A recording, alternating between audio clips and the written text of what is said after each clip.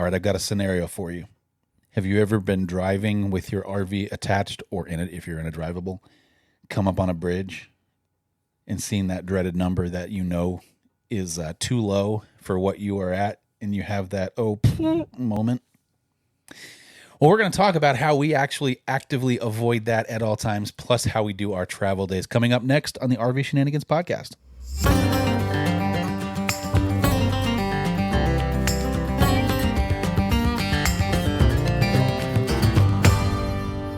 Welcome back to the RV Shenanigans podcast. My name is Ryan. I'm Lauren, and together we are Millers in Motion. We have been sharing our travel adventures and RV adventures with you since 2022. We have, and we are going to talk a little bit today about route planning, not only the before we get on the road kind of stuff, some of the equipment, apps, websites, things we use to actually do all of that, and then what we do once we actually get on the road. Yeah, believe it or not, we don't just wing it. Yeah, I mean, we kind of do. Not entirely, though. Yeah, I call it route planning light. That's fair. Uh-huh. We get ideas. So before we dive too far down into the rabbit hole, because we can go there real quick on this one, what do we use to plan our routes? Let's talk about the equipment. Let's talk about the services, those types of things, so that we kind of have a baseline of stuff that is actively being used. That is very good information. So right out of the gates, RV Life. Okay. That's typically my search engine, my initial route planner, all of those things. And when I say RV Life, I mean obviously the TripWizard version of that. Right. And that's usually on a computer. That's not usually like a phone app or whilst we're driving. This is before. Which you can, yeah. I'm going to say we're just talking about the services at the moment, not when or how we use them. But we do use the TripWizard in RV Life for a lot of searches for campgrounds, routes, those types of things. Second up, you want to take it? The GPS, the Garmin. I don't know the details on it. I know that it sits there and it does a good job and we use it. So it's the Garmin 895, RV 895 specifically. So it's an RV specific GPS that you can actually upload your lengths, heights, weights, propane tanks, all of the things into, so that you can actively avoid different things. A big reason why I like this versus using a phone-based GPS in any way, because there are some free trucker GPSs on your phone, that kind of stuff, which do work. But you have to have internet connection. And sometimes in these areas, you don't necessarily have that internet connection. Right. So I like this one because it is stored on the device. Right. And also you're not having to utilize your phone whilst doing that. So your phone is free for something else. Music. Podcast. Shameless plug time. And then last but not least, and I say that last but not least that I use, you may use some other different things, but good old Google or Apple Maps. Just your traditional phone-based apps. I use this in a very different way than you use this. That's true. I use the satellite feature. So honestly, I don't use Google Maps or Apple Maps when navigating with the RV. Right. At all. But we like to, and we're going to get into this in that section, but we like to overnight in some places where we might not fit, and we are big. If it's your first time here, we are in an Alliance Valor 44 V14. Yep. It was like a little remix version of still. And we are about 63-ish feet when we are hooked up, and so we don't fit everywhere. Yes, we boondock. Yes, we go to Harvest Host. Yes, we stay at Cracker Barrels. Yes, we could stay at Walmart's if we choose to. We also stay at RV parks. We do stay at RV parks, but just because we're big doesn't mean we can't do those things. We just have to be a little more selective. Yep. That's where Apple/Google Maps comes in, and I use the satellite feature. Is there anything else you use that I'm unaware of when you're in the co-passenger seat over there? No, whenever we're pulling in somewhere, I do have kind of a duplicate. So you'll have the Garmin navigating us, and I will pull up something else as well. And so that if for any reason the Garmin decides that it wants to have a heart attack whilst we're trying to make very tiny, minute turns, there's a backup. Right. And she'll kind of constantly compare the two throughout the trip, just randomly. When we know we're going to be on an interstate for like 400 miles, she won't. No. That's a little different. But when we're, coming into a city and there's a really specific, like we know we're going to interchange highways 3 different times. If it were to freeze up for any reason, because that has happened. That has happened, yes. We had a bad GPS unit initially. Garmin was fantastic to work with on it. Right. They literally overnighted me one. Now I paid like $20 for that, but we were getting ready to leave on a trip. We needed it. Yep, we needed it. And so they overnighted it to us. I got it, and then I shipped ours back, and we got, Right. yeah. And the other thing when I do that is sometimes other apps that are more dedicated for cars and stuff, but they will tell me what lanes we might need to be in a little sooner than sometimes the Garmin does. Which is weird. Which is strange. It's not all the time, but sometimes a little bit of information earlier does help us with figuring out what lane to be in. And the one downside of the Garmin is you have to constantly download updates. Yes. So you have to download not just firmware updates, but map updates. Right. And it is a little slower to update those things. So it might not know about some construction. Now you can connect it to your phone and it will pull some of that data. It's not going to rewrite the map, but it'll give you traffic updates, those types of things. And it'll give you the option to reroute you. You know how sometimes, like when you're on Waze or Google Maps or Apple Maps, it'll all just go, hey, you need to turn. In the Garmin, it'll say, hey, you should think about turning. It's not going to automatically change you like the other maps do. Right. But it'll give you that option. It'll tell you what you could save, and it'll give you any warnings for that, addition to the route, essentially. So with all of that being said, let's talk about our process just a little bit. All right. So we've got our equipment down. So the first thing in the process is, where are we going? Usually, yes, we put that in point kind of thing so that we get an idea of where we're going to be traveling. And this is typically where I will jump up. Well, there's a whole conversation that happens before this of where do we want to go? True. And then obviously depending on the decision and where, like if it's somewhere we've been, like let's use Central Florida or Elkhart, Indiana, we know those areas pretty well. We're like, okay, cool. We don't just stop there. I still do the route stuff just in case you don't know what's changed. Construction, who knows? Right. And so that's typically when we'll come up with a handful of destinations and then maybe look for some RV parks. I search for RV parks in the Trip Wizard and RV Life because there's reviews. You can go directly to the website. And I can actually get an idea of drive times right then and there while I'm at it. I know you use a few other things when you're looking for campgrounds, which is not the topic of the video, but... Right. No, and that's usually just like Google Maps, the dirt, something along those lines, just to try to get ideas. Right. And so from there, what we actually do is we'll go ahead and put everything in RV Life. And then I'll set my parameters to give me it gives you these circumference windows of like drive times. You can do it to fuel or drive times. I have it set to drive times just because how we choose to do fuel. And so I know where my 8-hour mark is. Right. On that route. And that's also something that we consider is how fast are we looking to get there? Are we looking to kind of lollygag and take in the scenery, which I don't think we've done yet.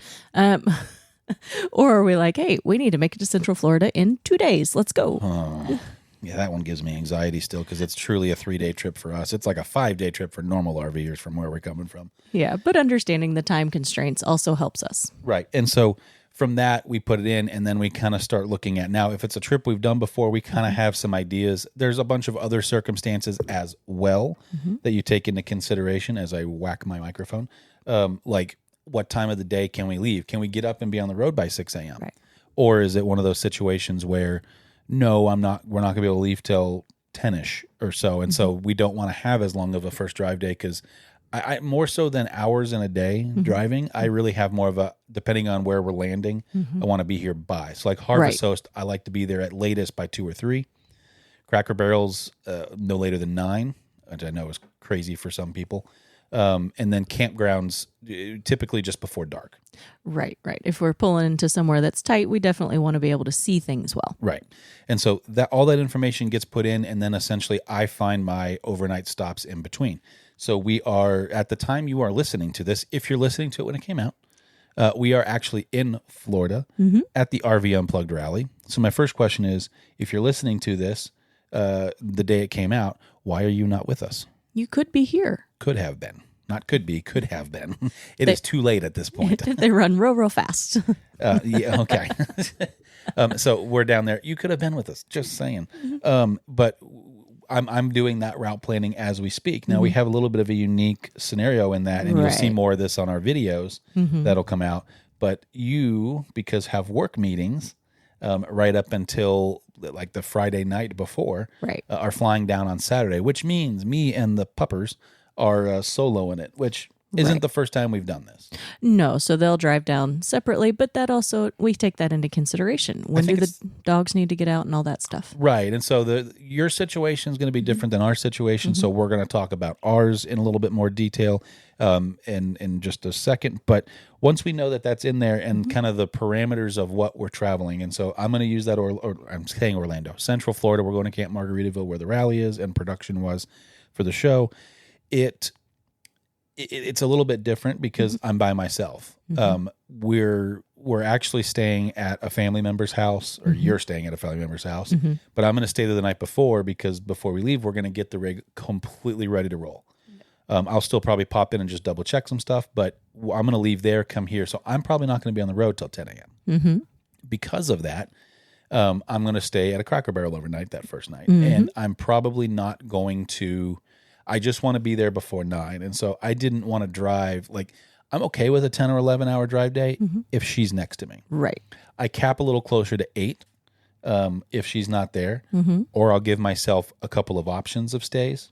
I'm also, when I'm planning the trip and she's not with me, I'm also way more intentional on, like, hey, sometimes we'll put a stop and we're like, I can go for another hour, babe. Right. Or, hey, I'm getting tired, I need to stop. Because then she can then search between the Garmin and RV Life on like an iPad or a phone or something and find a new stop. Right. When she's not next to me, I can't do that unless I stop. Let me rephrase it. I shouldn't do that unless I stop, and Correct. I have yet to do that on the road. Yes. It's more adjustable when I'm with you. And so I'm more specific. So like I actually have 3 stops for from night 1, simply because I'm not sure how I'm going to feel come 5 or 6 o'clock. Exactly. And so I'll put 3 different stops in there in RV Life. And things can change when he's on the road by himself, traffic, construction, etc. And he also has to allot time to, when you stop, to tend to the dogs if they need to be tended to. Right. I was going to say, so as far as overnights, we're going to get into sub stops here in a second because it's very much so, we plan our travel around pillars, Yeah. I think is the best way to put that. So like we have our big bucket list things we're going to do, and then we plan all of our other little stuff around that.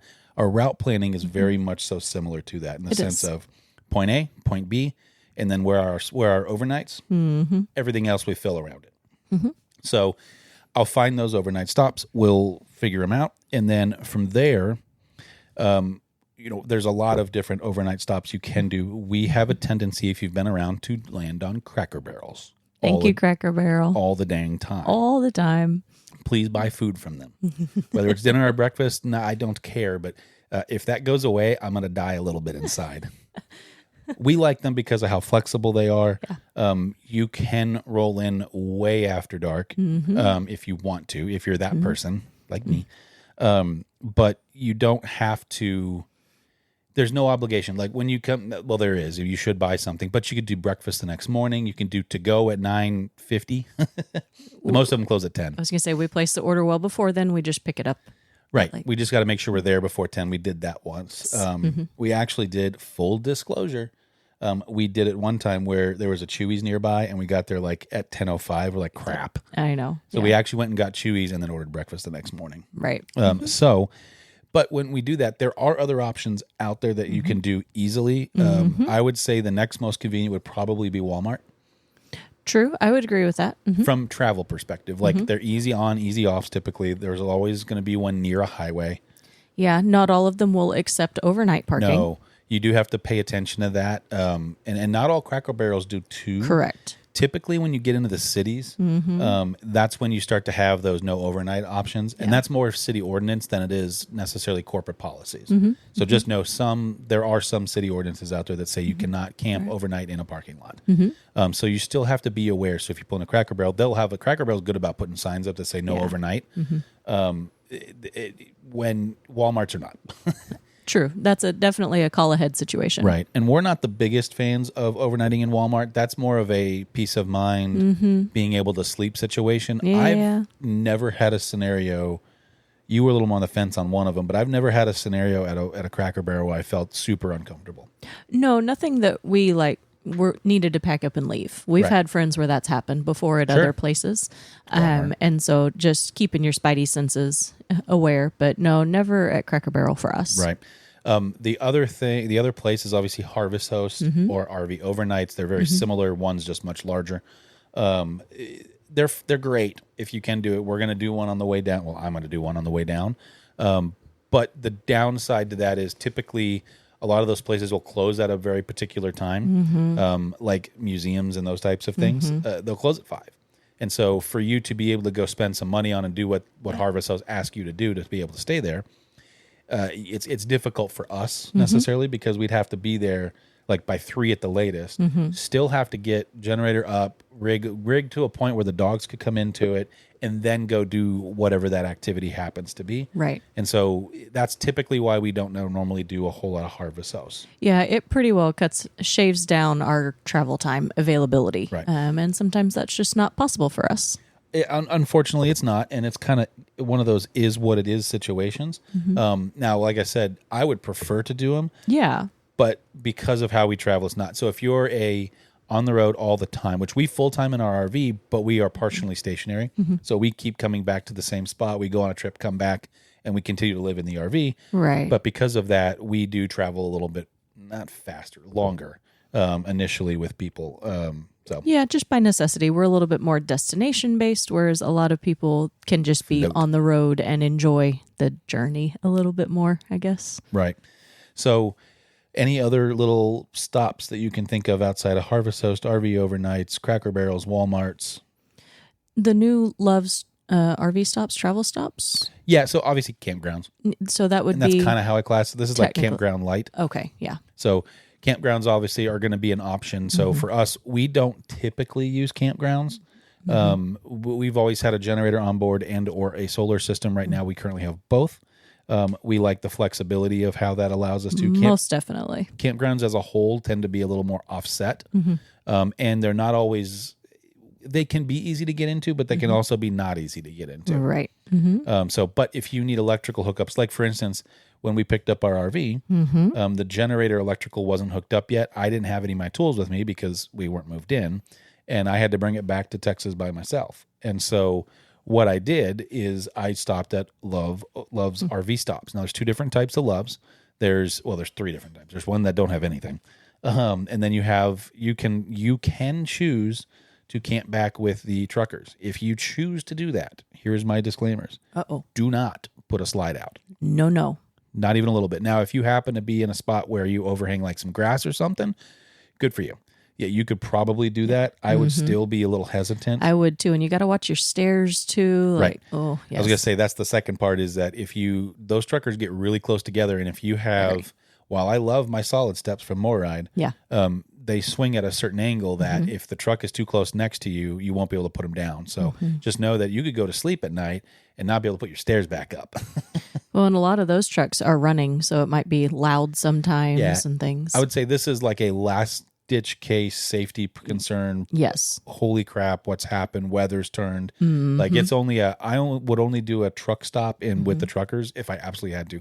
Only because, too, the way I look at this is they are professional drivers. They are doing a job. We're out there because we choose to be out there and having fun. And I'm trying to stay out of their way because I want grocery stores to get their groceries and all the things the truckers do to supply things to our country. And I would also stay there for as little time as possible. Like when you stay at a Harvest Host, you kind of lollygag, you go enjoy this and that. If I had to last resort stay where we possibly impeded their jobs at the truck stops, I would be as little time as possible and get out. Yep, pretty much so. But again, it's our active avoid that. Yeah, but we haven't done that yet. Yeah, now the other 2 types, there are Love's RV stops and Love's RV hookups. They are very different. Yes. So RV stop is a campground. Sometimes it's 6 to 8 sites and really, really small, like the one I stayed at in Oklahoma. Sometimes it's like 80 sites, like the one I stayed in Bloomington, Illinois, or just outside of Bloomington, Illinois. And they are very much so more... So they have amenities, but I would consider them overnight stops only.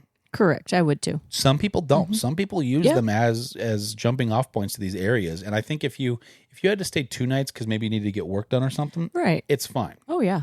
I have never actually unhooked one. I was going to say, it's not necessarily a destination, but it's a really nice option to have. Yeah, especially if you just need something overnight. They're not the cheapest things in the world for No, what they are. they are more expensive than I thought. You're paying for convenience. Yeah, I mean, they typically range from $40 to $55 a night. Excuse me. And you are paying for convenience. Like I said, I've never actually unhooked at one. We have a trick where we can put our levelers down manually, but not unhook necessarily. If I needed to bring the front up more than I was willing to let the truck bring it up, then I could unhook and just open up the jaws and bring it straight up. And then in the morning, bring it right back down and make sure the jaws are closed on our fifth wheel. I just don't love to do that. I'd rather reposition a little bit if I could help it. So, Yep.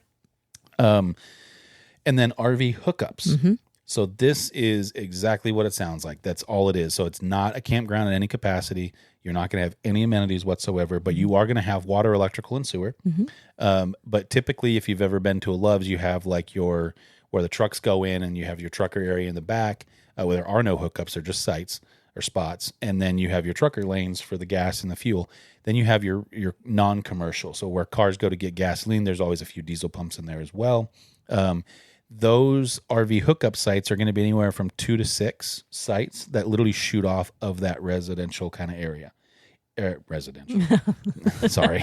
Of that non-commercial kind of area where the fuel pumps are. Is that good or bad? I think it's very situational for you. For us, it's less than ideal. Yeah. It's situational is the best way to say that. Some of them, perfectly fine. Others, there's no way we'd be able to swing because of where the pumps sit and those types of things. Right. But again, we're huge. We're towable land. We're as big as you get until you go into the custom I was going to say, we are a worst case scenario. Right. So if you're in a small, little camper van or something like that, I would argue just go to Cracker Barrel at that point, or a regular parking spot at Love's if they're okay with it. But yeah, if you need the hookups, if you need the sewer and all those things, you need to stay for a night or two. They're definitely doable. I would tell you from our perspective, I would definitely do what we do with Cracker Barrels and Google Map it and do the satellite view and just make sure you think like whoever knows the rig better than the other person or whoever's got the back end into the site. Make sure they're comfortable with that back end before you do it. It's and something else that we use at Cracker Barrels in that same scenario is I know how many sites laterally I need to maneuver. Parking spots, yeah. Because we don't fit in the bus and oversized parking. Right. Because we're not so those are only 45 feet long. I just said we're 63 feet. And so we don't necessarily fit. And if you're 45-foot tag axle motorhome and you have a Toad, you don't fit either. Right. And remember, you're trying to do this at the end of a drive day. You may not be your sharpest. You may be a little tired. You may be a little cranky sometimes, depending on how traffic goes. So make it easy. Hey, you may be hangry. You may be hangry. Which is a no-no, but sometimes that's how it works out when dinner is at your destination. So the other thing that may not be common knowledge, so I'll just say it anyways, is that Buc-ee's, very popular for gas stops and foods and bathrooms and things like that, no overnight parking. I don't know that everybody knows that. No, there is no overnight parking. You can park in there all day long if you want. Day. But I think what they're trying to avoid is, what happens at Cracker Barrels sometimes. The good thing about Cracker Barrels, there's so many of them that typically you're not going to get. The most RVs I've ever seen at one Cracker Barrel, it was early winter-ish, on the verge of fall to winter, and we were headed to Florida for the Super Show and all that. And like when we stopped up in wherever we were, there was nobody. And then as you got closer to like Central Florida, like I think it was Tallahassee or somewhere in the panhandle of Florida, we stopped overnight. Okay. And there were probably 30 RVs. I do not remember that. We had to park across angle in 2 of the RV sites because we couldn't. There were too many on the perimeter. Right. And then we woke up and there were even more. Yeah. And so that was the most outside of that I've ever seen is like 3 or 4. And I think that was actually the only time that we had to wait for people to leave so that we could pull out because there wasn't enough room to maneuver. With that being said, this is PSA time. You ready?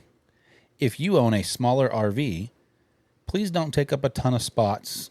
Like if you've got a row of like 14 spots in a row before a median break, and there's one over here that has 8, and you own an RV that could fit in the 8, please take the 8.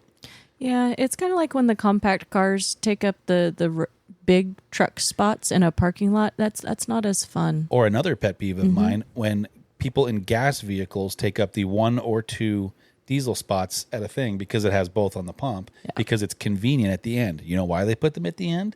It's because typically diesel trucks are bigger and or they towing something. So they put them there so we can maneuver in there. So I've literally been at QT's, which is a gas station in the South, and sat there and had to wait for somebody in a freaking Prius to get out of my way. And then they argued with me about, well, I could just go down there. I'm like, I can't. This is the only pump I can use, and you could have used any of these other 40. If you drive a Prius, please don't click off. It's not that we don't like you. It's just we don't like you when you take up the diesel spots. And today's soapbox moment brought to you by Ryan's Pet Peeves. And Ryan is judging your choice in cars. I don't care. So with all that, that's kind of what the Love's RV stops kind of do. So they're great little overnight options, especially if you need electrical. I never used the sewer or the water at them. I just had what I needed on board. But again, for us, our go-to is Cracker Barrel and Harvest Host or RV Overnights, one of the two of them. Those are kind of our one, then two. Again, Walmart's can be great. Not our cup of tea. Yeah. I've never actually even taken the RV into a Walmart. No, we haven't. To, like, if I needed groceries or something like that, which that could actually potentially change for our Florida trip because I've got like 2 weeks worth of groceries on that list. I don't know if we have room for any more. I think you're right. And I still need to get stuff because we are staying at Harvest Host where I can cook my own food. So anyway, TBD. So once we have those overnights kind of in RV life, from that point, that's when I'll typically play the fun game of, do I think I should take that route or not? So I'm going to use Shreveport, Louisiana as an amazing example of Good this. old Shreveport. So again, using our trip to Orlando, we're leaving from the North Texas area. So we're coming from the Dallas-Fort Worth region, and we are going to be heading east through Louisiana, all the way into Jackson, Mississippi, and then southeast down right close to, like, not just the other side of Gulfport. What is that other? Mobile, Alabama.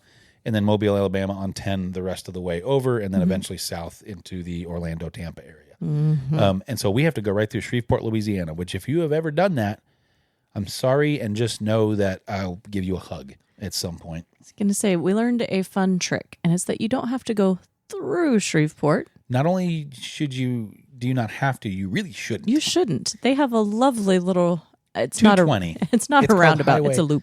It's called Highway 220. And apparently, all the truckers know this. Well, most of the truckers know this. I still saw some. But, yeah. So if you're driving through Shreveport, Louisiana, for starters, not the best roads in the world. And the last time we were there, they also had construction, which was a unique thing because they had those lanes two-way on Interstate 20. And they were very small. So tight. This was tight. Like, even in just the dually, I was scared. Like, I was going 40 in a 70. And I had a line, and I couldn't have cared less. Oh, gosh, no. And on top of that, the roads were still crap. I was going to say, there were times we slowed down even more so because of the road conditions. Right. Yeah, 40 was my max speed for about, 8 to 10 miles? It was wild. So on the way back, we're like, there's got to be a better way. Turns out after a few conversations with other people, they're like, yeah. There is a better way. Take 220 around it. It's the loop. It adds 5 minutes, but you don't have to deal with any of that. Well, we were worried that the 220 would be the same road conditions that I-20 was.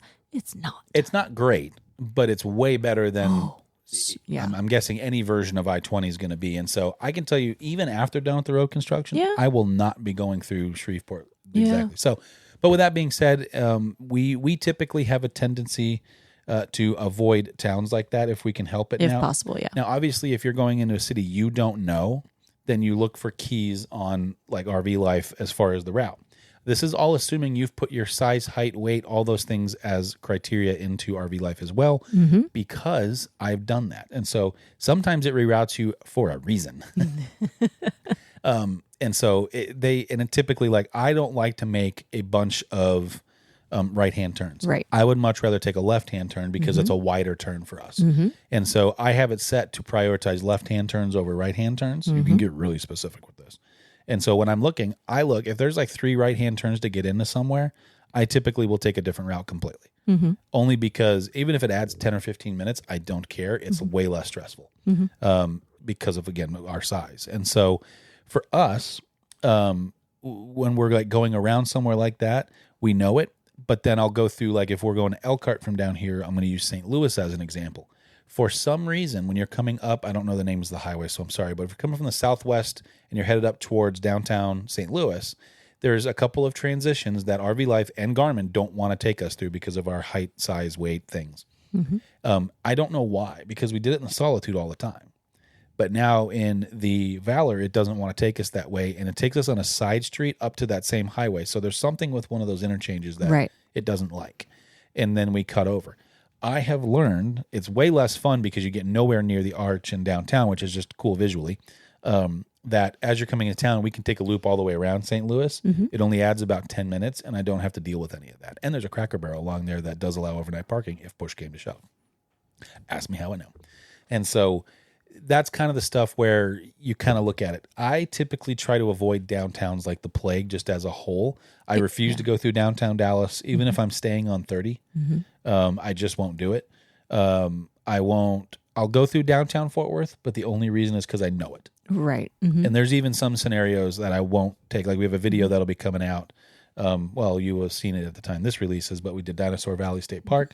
And the transition going south 35 to westbound 30 is too crazy, even with a regular truck. I like to avoid it regularly. And so I'm never going to take a 63-foot rig. So I took 820, the loop 820 all the way around. Right. Which again added 10 minutes, but stress level like 2 compared to like 95. So just know, like when you're going through, I typically avoid downtowns, but sometimes you're not going to know, and that's where having RV Life and the Garmin GPS come in to try to keep you out of those scenarios as much as they possibly can. And if you're doing your route planning and you see that maybe RV Life and Garmin disagree on a route, that's where you go to like Google Maps or aerial views or street views or something and try to figure out why. So that's actually, the next thing we're going to talk about is converting the route from RV Life into Garmin, because they are two different things. They potentially could take you on two different routes. Not drastically, but little things. Both have the option of what's called shaping. And so that's where like I'll build the route 100% in RV Life, especially if it's something kind of janky. And then I'll go into the Garmin and I will match it because that's the way I know. Now the Garmin might throw something else up, and if I have a question on it, then I will revert back to RV Life and cross-reference.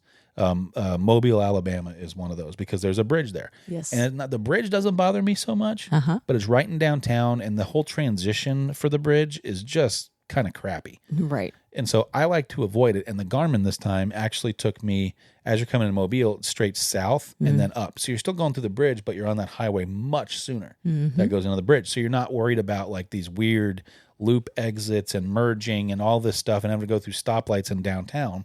You just avoid all of it, come south. It was 2 minutes longer.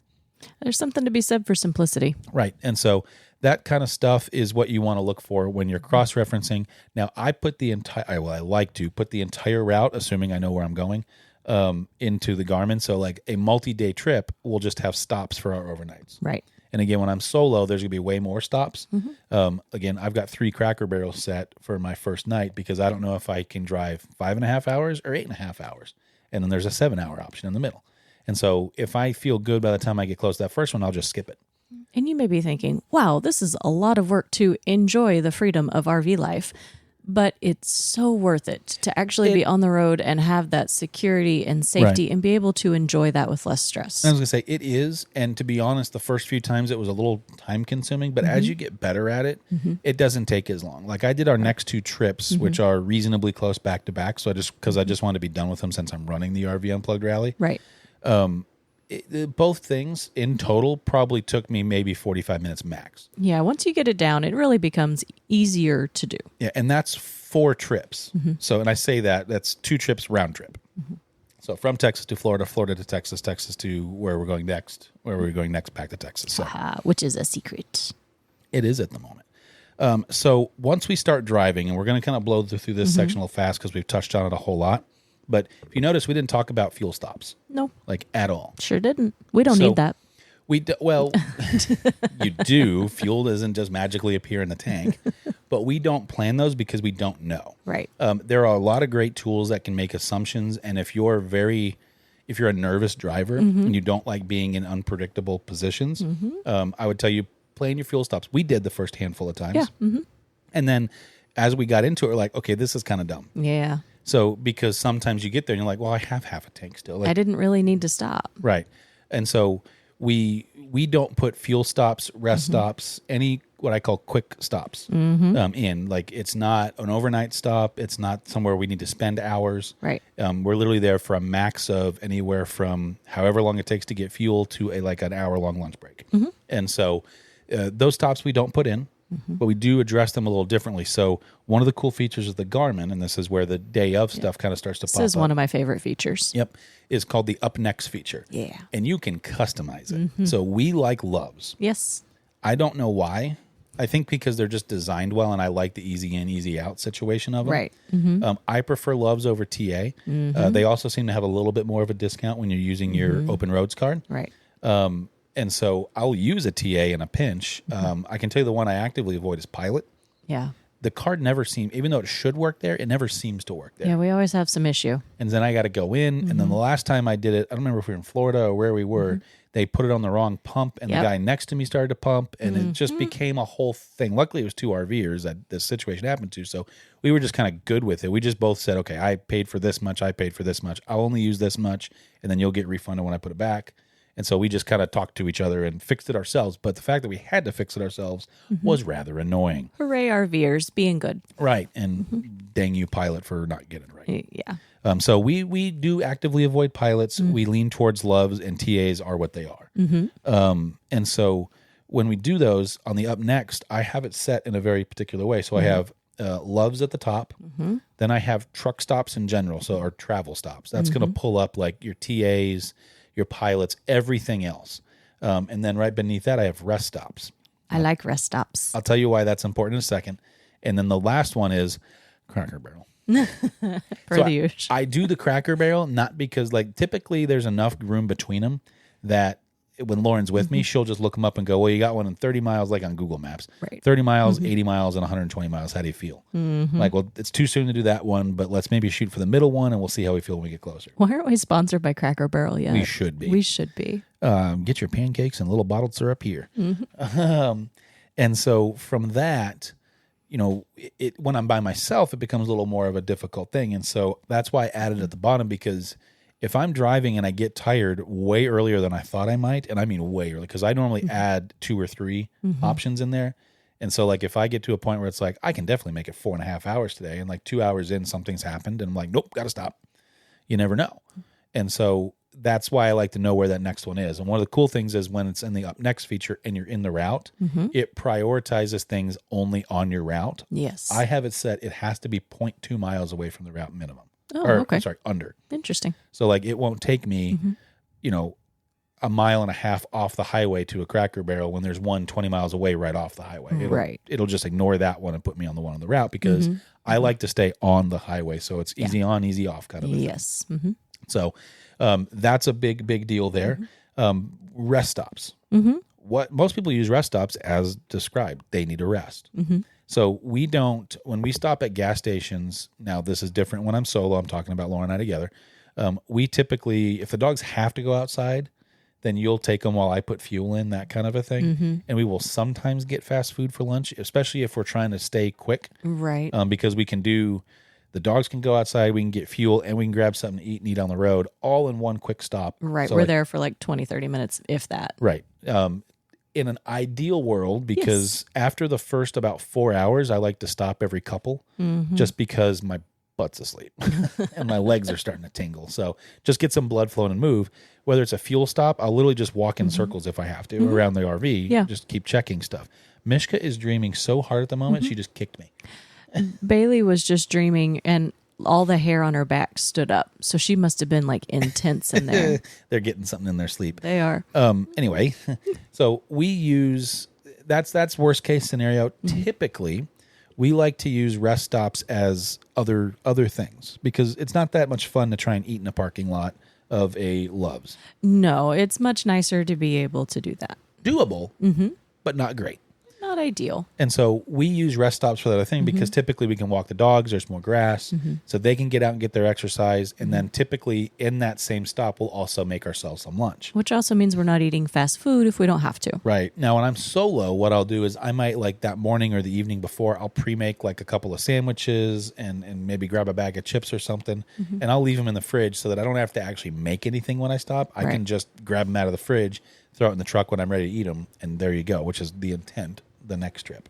So that's kind of what we use rest stops for, and all of those other things. Fuel stops, pup stops. So obviously we try to stop around lunch because typically the dogs, they've gone to the bathroom and a little bit of a walk early in the morning before we've gotten back on the road Right. or gotten on the road.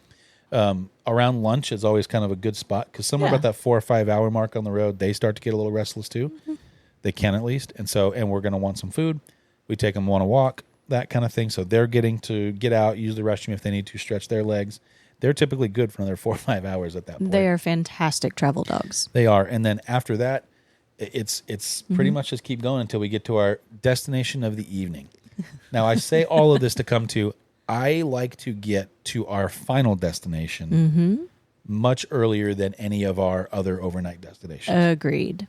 So typically I get there at check-in time. Yes. I am that guy, if not an hour before. We have called several times and been like, hey, we're an hour, 2 hours ahead of time. Can we come on in? Well, like for the rally, I already warned. So the person that I'm working with on the rally is also the same person that made all of our reservations for the cast and crew. And I already warned her. I said, hey, what are the chances of coming in early? She's like, it's fine. Just call us before you get here so we know. He said, but it's August in Florida. Like we have open spots. We're going to be just fine. Right. So I have planned that entire trip to where and this is just if you're doing a multi-day, I like to do my longest drive day one, and then slowly bring them down from there because you get more tired as you go. So when we first started doing this, you really like to break them up evenly. Yeah. And then we learned really quickly that go ahead and knock out that first day as much as you can because each day there's a little bit less of you. There is a little bit less. Yeah, your tolerances become a little lower. Your back's a little stiff. Yeah, well, I was going to say, too, like, that first morning you get up, you're like, going on a trip, heck yeah. Yeah. You know, like when you're a kid going to Disney World for the first time, you're like up at 3 a.m. and everyone's telling you to go back to sleep or else you're not going. That may have happened. And so you're excited to get on the road and do it. And by the time you get to like day 3 or 4, depending on how you drive, you're getting up a little later. And that's all of us. That's him. That's me. That's the dogs. We're all kind of in that same boat. Right. So with all of that, do you have any last minute tips, tricks, travel must do, don't do's? In all of this, we don't sacrifice safety. No. I would say that. So we don't, we have a max speed of about 65 miles an hour. Regardless, we don't go above that. We take our time. I know it sounds like we travel really fast, and we do, but we do also take our time to preserve safety. So I always like to say, like, I hate saying that we travel fast because Right. it ends up being faster at the end of the day, but we just like to stay on the road longer. We do. And so, and one of the things I was going to say is just a nice little put a bow on this little conversation is, there's a lot of people, like I saw a couple of YouTube videos pop up. People seem to be making videos about the 3-3-3 rule again. If you're unfamiliar with it, it's 3 hours on the road, 300 miles, or Arrive by 3 p.m. arrive by 3.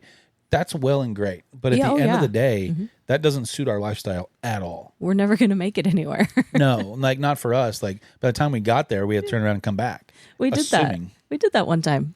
We did. So we were heading actually to Florida for the winter. We were like, let's take this slower. Like we're not in a hurry. We're going to be down there for like 2 months. Let's try this thing.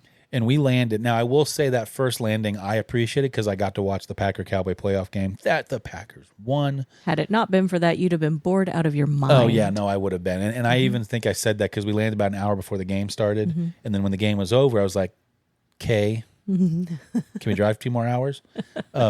We're not like, I will never get somewhere probably, unless there's something like Harvest Toasty to go do. Yes. That's the exception.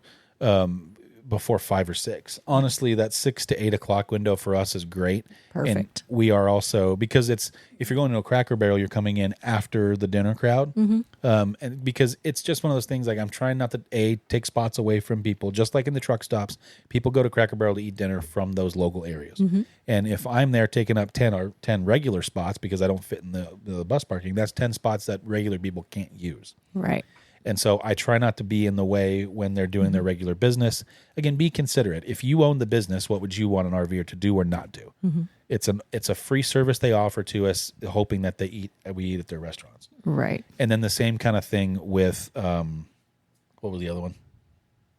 Walmart? No, I forgot what you were saying. I don't know what you were saying. Okay. Anyway, so that's kind of in a nutshell how we do travel days. Right. Do, as far as time, distance, all those things, do what you're most comfortable with. We are crazy people. We are. And there are several people that like to take their back roads and enjoy the scenery and things along the way. For us, that's just not our jam for the season in life. We stay on the interstates. We get where we need to get because it's the destination most of the time for us. But maybe one day we'll enjoy those back roads. And I enjoy the journeys. They're just slightly less scenic on the interstate than they are, say, down Route 66. And there's way less things to do. But I can tell you also in a 63-foot long RV and truck combo, those back roads really aren't a thing for us to begin with anyway. They aren't, yeah. Just from a safety perspective of not only us and our home/RV, but also for everyone's stop signs and trees. So, that's kind of in a nutshell. It's true. If you have questions about how we route plan, maybe we didn't address anything that you wish we would have addressed, please, by all means, reach out to us. If you're watching this on YouTube, click the link below. No, not click. If you're watching this on YouTube, make sure to leave us a comment and ask that question. Also, I'm going to ask a big favor because we are on our own YouTube channel now. So you have the Miller's Emotions channel doing its thing over there with all travel. And over here at the RV Shenanigans podcast, we don't have a lot of subscribers yet. So it seems like people didn't follow us. Oh, well. Which it's weird because we're still getting listens, but it's just so do us a favor if you're listening to this. Just because you're subscribed to Miller's in Motion doesn't mean you're automatically subscribed to the RV Shenanigans podcast. Hit that little button for us. Every Tuesday, we're going to come out with a new RV themed podcast of some kind or cruise podcast. Let us know you're there. Say hi. Yep. And then, as always, if you want to send us a text message, if you're listening to this on your favorite podcast platform, you can do so by clicking the link at the top of the video description. That was a lot. It was a lot. You'd think I'd have that written down, but I don't.